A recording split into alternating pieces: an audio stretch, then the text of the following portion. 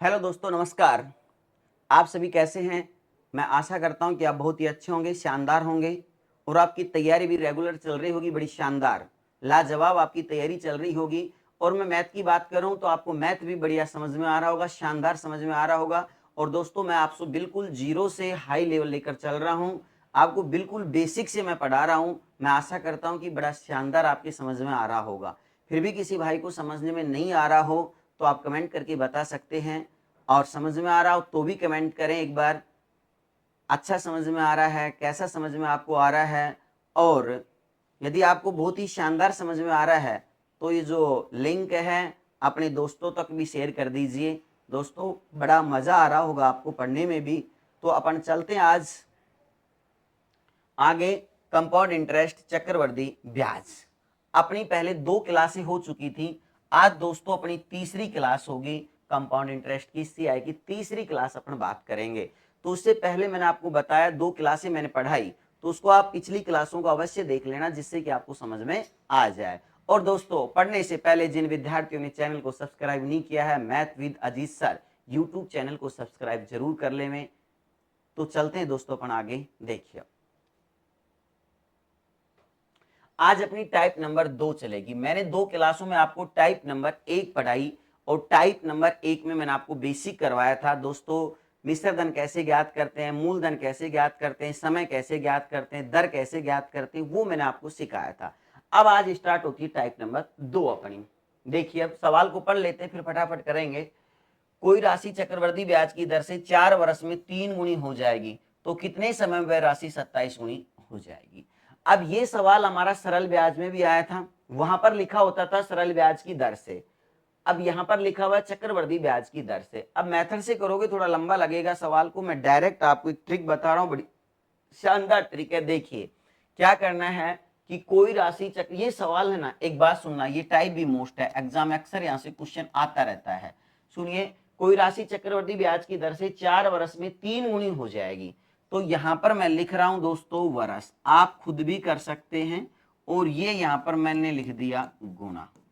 अब देखिए, ये और ये 4 वर्ष में 3 गुनी, ये लो भैया, 4 वर्ष में 3 गुना हो गया, तो कितने समय में वह राशि 27 गुना हो जाएगी। यहां पर यह भी पूछ सकता है कि 12 वर्ष में समय देकर यह भी पूछ सकता है कि इतने समय में कितनी गुनी हो जाएगी, या इतनी गुनी कितने समय में होगी, दोनों पूछ सकता है। तो आपको कुछ नहीं करना है, सेकंडों के हिसाब से आप सवाल को हल कर सकते हैं। देखिए, 4 वर्ष में 3 गुनी हो रही है, इसने पूछा 27 गुनी कितने वर्ष में हो जाएगी। तो यहां पर आप ये जो गुणा है ना, इसको गुणा करते हुए जाना है। जैसे 3 गुणा है तो इसको 3 गुणा करते जाओ।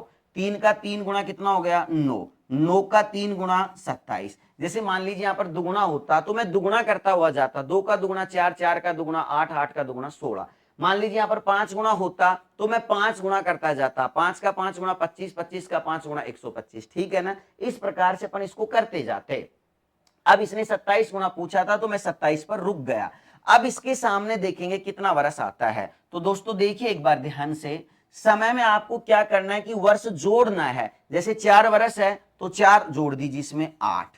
8 वर्ष में 9 गुनी हो जाएगी, फिर 4 जोड़ो दोबारा से, 8 और 4 12। तो इसका मतलब क्या हुआ, ये 12 वर्ष में 27 गुनी हो जाएगी। तो आंसर हमारा कितना आएगा, 12 आएगा। क्लियर है, समय दिया गया, उस समय को आपको जोड़ना है। जैसे 3 वर्ष होता तो 3 3 जोड़ता चला जाता, 4 वर्ष है तो 4 4 जोड़ता चला जाऊंगा। क्लियर है, और गुणा में उसको गुणा करते हुए जाना है। समझ में आ गया। अब उसके सामने क्या है, जो भी पूछे उसका आंसर अपना दे सकते हैं। दोस्तों ये 27 गुणा है, तो 27 गुणे के सामने क्या एक वर्ष आ रहा है, 12 वर्ष। तो 12 वर्ष में 27 गुणा हो जाएगी। आशा करता हूं कि ट्रिक आपको समझ में आ गई होगी। बड़ी शानदार ट्रिक है चक्रवृद्धि ब्याज की, और सवाल भी बड़ा सिंपल है। तो आंसर आ जाएगा हमारे पास 12 वर्ष, सी। क्लियर है। चलो अगला क्वेश्चन। एक धनराशि चक्रवृद्धि ब्याज की दर पर 3 वर्ष में 3 गुनी हो जाती, तदनुसार वह मूल राशि की 9 गुना कितने वर्ष में हो जाएगी। अब ध्यान से समझिए, यहां पर हमारे को क्या दिया गया है, ओआरएस लिखना है, और यहां पर आपको गुणा लिखना है। अब बताओ कितने वर्ष में, 3 वर्ष में क्या गुणा हो जाएगी, 3 गुणा होगी। ठीक है, वह मूल राशि 9 गुणा, तो 9 गुणे की बात कर रहा है तो गुणा में इधर गुणा करते जाओ, तो 3 का 3 गुणा कितना हो गया, 9। अब 9 के सामने बताओ कितना वर्ष आ रहा है, वर्ष में मैंने कहा जोड़ दो, 3 और 3 6 वर्ष। तो हमारे पास आंसर कितना आ गया, 6 वर्ष में ये 9 गुना हो जाएगी। तो आंसर हमारा क्या आएगा, ए आएगा। क्लियर है, समझ में आ गया होगा। अगला क्वेश्चन देखिए,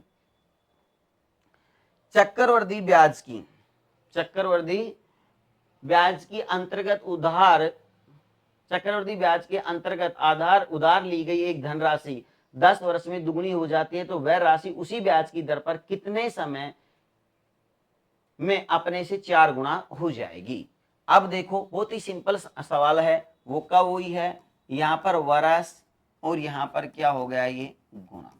क्लियर है। अब बताओ कितने वर्ष में है, 10 वर्ष में क्या गुना हो रही है, 2 गुना।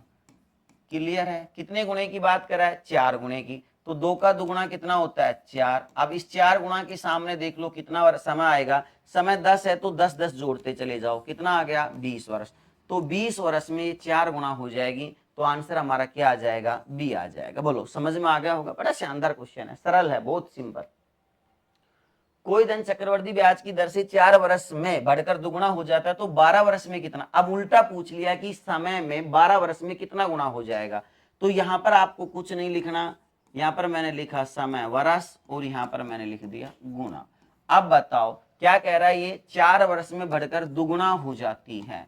इसने पूछा 12 वर्ष में, तो वर्ष की तरफ आप 4 4 वर्ष है तो 4 जोड़ो, 4 4 8 और 4 12। अब हम देखते हैं कि इस 12 वर्ष के सामने कितना गुना आएगा। 2 का दुगुना कितना हो गया, 4, 4 का दुगुना कितना हो गया, 8। तो 12 वर्ष में 8 गुना हो जाएगी। तो आंसर हमारे पास कितना आएगा, 8 गुना। बी आंसर आ जाएगा। बताओ सिंपल है। चलिए अगला क्वेश्चन देखते हैं। कोई धन चक्रवर्ती ब्याज की दर से 3 वर्ष में बढ़कर 3 गुना हो जाता है तो 6 वर्ष में कितना गुना हो जाएगा। तो 3 वर्ष में कितना गुना हो रहा है, 3 गुना हो रहा है। क्लियर है। अब ये पूछ रहा है हमारे से 6 वर्ष में कितना गुना हो जाएगा। तो देखो 3 वर्ष है तो 3 जोड़ो, कितना हो गया, 6।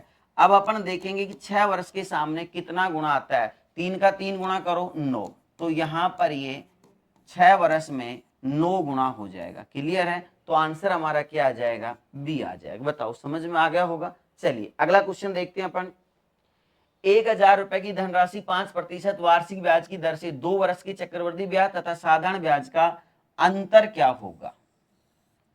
अब यहां पर ये टाइप नंबर 3 चलेगी और टाइप नंबर 3 आपको मैं बता दूं वेरी मोस्ट इंपोर्टेंट टाइप है। यहां से सवाल बहुत ज्यादा बार एग्जाम में पूछा जाता है। ध्यान से समझना इस सवाल को।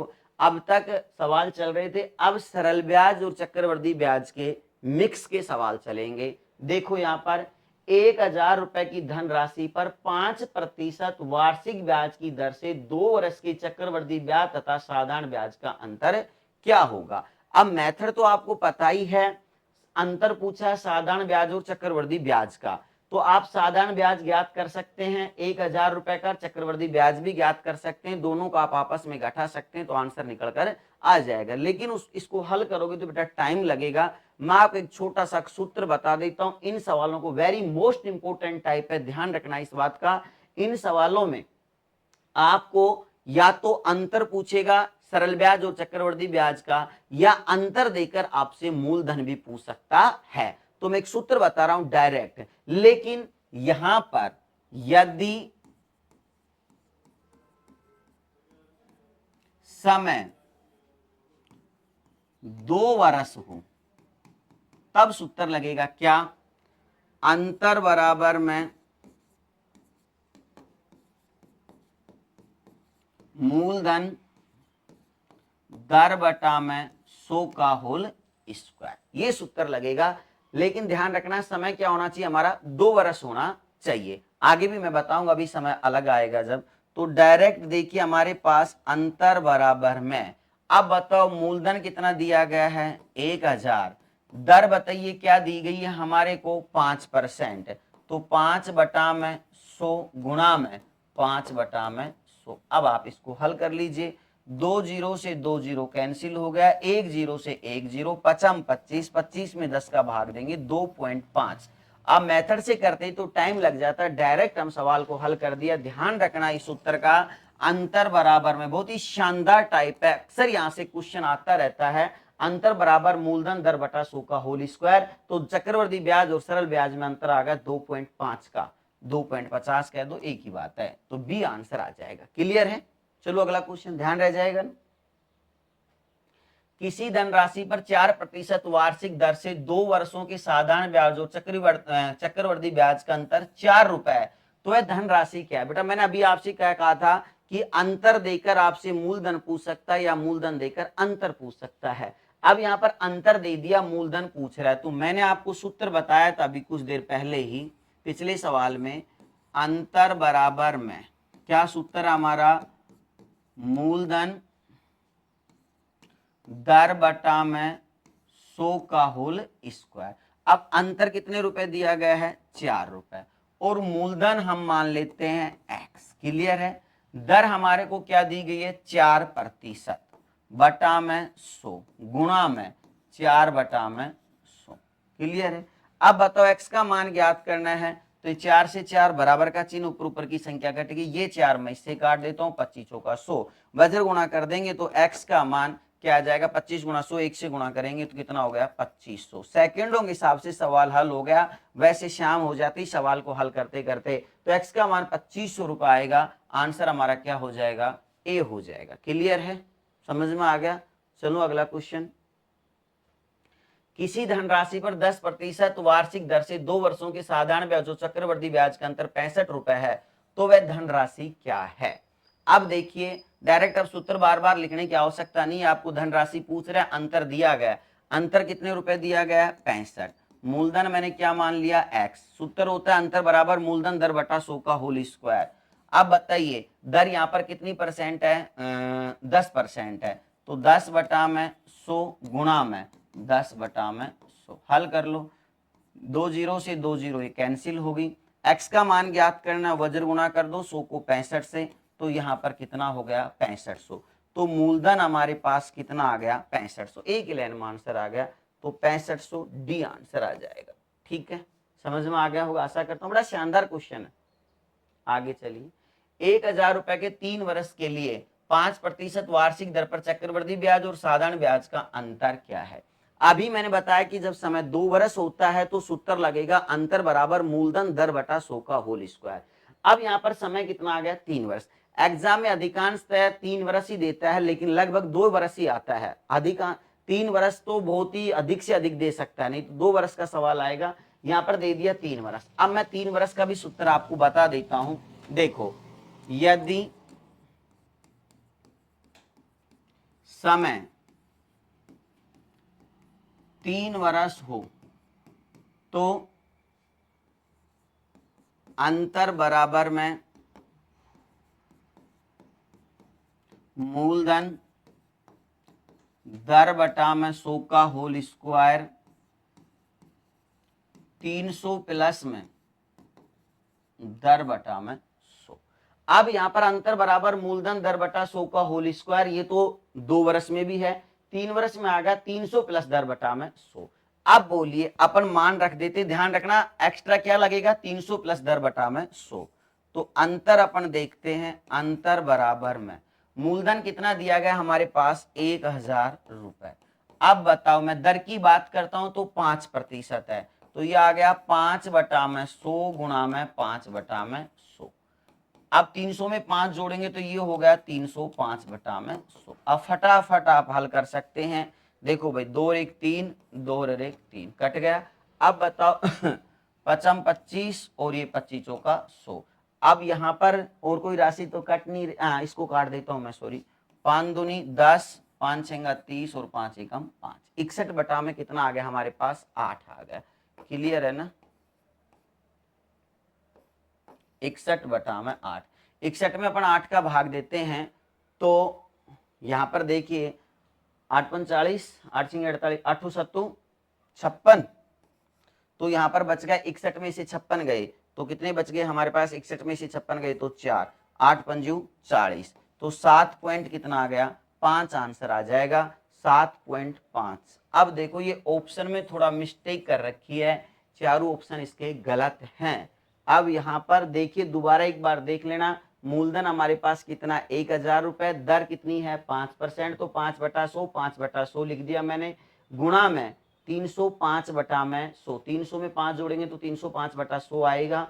तो यहाँ पर हल किया तो 3 जीरो मैंने कैंसिल करी दी, 55 25, ये हो गया हमारे पास 25 चौका 100। क्लियर है। मैंने इसको 10 को 5 से काट दिया, 5 दूनी 10, 5 छंगा 23 और 5 61 में मैं किसका भाग दूंगा 4 दूनी 8 का, तो 8 का भाग देंगे 8 7 56, यहाँ पर 8 7 56, 5 बचेंगे, हाँ 1 मिनट रुको, 8 7 56, 61 में से 56 गए तो कितने बच गए 5 बच गए, 4 नहीं सॉरी 5 बच गए हमारे पास। तो यहाँ पर आंसर क्या आएगा, देखिए 7.5 हैं तो भी 8 पंजू 40, ठीक है, फिर कितने बच गए हमारे 8 पंच 8 छेंगे 48 है ना, तो 7.6 हो गया लगभग, तो 7.6 का अंतर आएगा। हो सकता है यहाँ पर मूलधन 1000 की जगह 10,000 के अकॉर्डिंग हो। अगर 10,000 होता मूलधन तो देखो 10,000 में 4 जीरो तो क्या हो जाती है आपकी, कैंसिल हो जाती, 4 जीरो ये होता हमारे पास, फिर भी आंसर क्या आता 25 चौका 100 आता, 4 जीरो कैंसिल हो जाती, फिर अपन काटते इसको 25 चौका 100, 4 305 में हम 4 का भाग देते, तो 305 में देखिए 4 का भाग देते हैं तो हमारे पास क्या आता 7 चौक 28, कितना बच गया 2, और 6 चौका 24, कितना बच गया 1, ठीक है ना, 4 का भाग देंगे जब तो यहाँ पर 76.1 बच गया, 1/4, तो मतलब 76.25 हो गया, 76.25 आंसर ए आता। तो यहाँ पर हो सकता है या तो ऑप्शन को आप करेक्शन कर लीजिए या फिर 1000 की जगह बेटा आप 10,000 लिख लीजिए। क्लियर है मेरी बात। अब बताओ 1000 की जगह 10,000 से समझा दूं या देखो 1000 है तो आंसर आएगा 7.6, और यदि मूलधन हमारे पास कितना है 10,000 है, उसका भी मैं आपको समझा देता हूं। यदि मूलधन 10,000 रुपए है तो ये लो देखो, तो हमारे पास इस मूलधन को यदि 1000 की जगह 10,000 करते हो तो ऑप्शन बैठ जाएंगे। इधर देखना, अब ध्यान से, टाइपिंग में थोड़ी मिस्टेक हो गई उसके लिए क्षमा चाहते हैं हम। तो अंतर बराबर में मूलधन में 10,000 मानता हूं तो दर, दो सवाल समझ गए। आपने मूलधन 1000 माना तो 7.6 आंसर आ गया, 10,000 मान लेते हैं तो गुणा में दर यहाँ पर 5%, तो 5/100 गुणा में 5/100 गुणा में 305/100 होगा। क्लियर। हल करेंगे तो ये 4 जीरो तो हमारी कैंसिल हो गई और ये हो गया 25 चौका हमारे पास 55 25 और 25 चौका 100 हो गया। अब इसमें 305 में मैं 4 का भाग दूंगा, 7 चौका 28, 2 बच गया, 6 चौका 24, 1 बच गया, 4 दूनी 8, 4 पंजू 20, तो अंतर हमारे पास कितने का आ गया 76.25 का। तो आंसर हमारा क्या हो गया ए हो गया। तो या तो ऑप्शन सही रखते तो 1000 की जगह 10,000 कर लेना या फिर ऑप्शन को बदल लीजिए, ठीक है ना, 1000 रखते हो तो। क्लियर हो गया होगा। आशा करता हूं कि समय जब 3 वर्ष का होगा तो सवाल आपको समझ में आ गया होगा। चलिए अगला क्वेश्चन देखते हैं। यदि किसी धनराशि पर 5% वार्षिक दर से 3 वर्ष के साधारण और चक्रवृद्धि ब्याज का अंतर 36.60 रुपए, तो वह धनराशि क्या है। अब देखिए मैंने अभी आपको बताया था सूत्र लिखने की शायद आवश्यकता नहीं है, तो अंतर बराबर में मैंने आपको क्या बताया, मूलधन, मूलधन हमारे पास अंतर बराबर में मूलधन दर बटा 100 का होल स्क्वायर प्लस 300 प्लस दर बटा में 100। चलो मैं लिख देता हूं एक बार आपको, यहाँ पर ध्यान से समझना। मैंने आपको क्या बताया था, जब समय 3 वर्ष का हो तो अंतर बराबर में मूलधन दर बटा में 100 का होल स्क्वायर, फिर मैंने लिखा यहाँ पर 300 प्लस में दर बटा में 100। क्लियर है। अब अंतर यहाँ पर कितने का दिया गया है 36.60 का। मूलधन हमने कितना मान लिया है x। अब मैं दर की बात करता हूं तो 5% है, ठीक है, तो 5/100 गुणा में 5/100। अब यहाँ पर 300 में 5 जोड़ो तो ये हो गया हमारे पास 305/100। अब आप इसको हल कर लीजिए फटाफट, x का मान हमारे को ज्ञात करना है। अब पॉइंट हटा लीजिए ज्यादा अच्छा रहेगा। 3660 बटा में मैंने कितना कर दिया 100 बराबर में x गुणा में 5/100 गुणा में 5/100 गुणा में 305/100। क्लियर है। देखो ये 100 से 100 कैंसिल हो गया। अब इसको आगे हल करूं मैं, देखो 305 है और ये कितना आपको 3660 है, तो 305 ये 3660 से कट जाएगा। आप काट सकते हैं इसको फटाफट 305 को, नहीं आप छोटी संख्या से काटो तो छोटी संख्या से काट लो। देखो 5 छंगा 30, 5 एकम 5, तो ये हो गया 5 सत्तू 35, कितना बच गया 1 और 5 ते 15, 5 दूनी 10, 732 आ गया। अब ये 732 देखो 61 से कट रहा है क्या, 61 एकम 61 हो गया। अब यहाँ पर 73 में से 61 जब जाएंगे तो यहाँ पर कितना बच गया 2 1 21 बच गया। फिर मैं क्या उतारूंगा 2 उतारूंगा, तो 61 दूनी कितने होते हैं 122 ही तो होते हैं, समझ में आ गया। तो 61 से कट गया यहाँ पर, ध्यान से देखो ये लो 61 एकम 61। दोबारा एक बार देख लेना 732 61 से कट रहा है, 61 एकम 61, 72 में से जब 61 गया तो 2 बच गया, 1 12 बचेंगे, फिर मैं 2 उतारूंगा तो 61 दूनी 122, 12 बार कट गया, कैंसिल, 55 25 और ये 25 चौका 100। अब यहाँ पर x का मान हमारे पास वज्र गुणा कर दो, ये 12 है 4 है 100 है, 12 चौका 48, तो x का मान हमारे पास कितना आ गया 4800 आ गया। तो आंसर क्या हो जाएगा 4800। तो यहाँ पर 4800 डी ऑप्शन हमारा सही है। काट कैसे भी लेना कोई बड़ी बात नहीं है। बताओ समझ में आ गया होगा। अंतर देकर मूलधन भी पूछ सकता है या मूलधन देकर आपसे अंतर भी पूछ सकता है, बड़ी शानदार टाइप है ये।